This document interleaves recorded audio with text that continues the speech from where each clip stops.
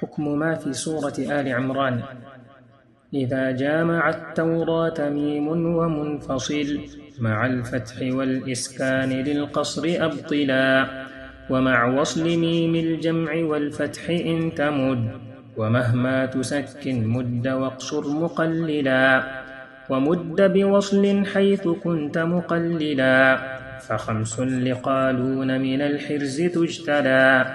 وفي الميتة التخفيف عن غير نافع بياسين، والباقي عن السبعة الملا، ولا ألف فيها هأنتم زكا جنا، وسهل أخا حمد وكم مبدل جلا.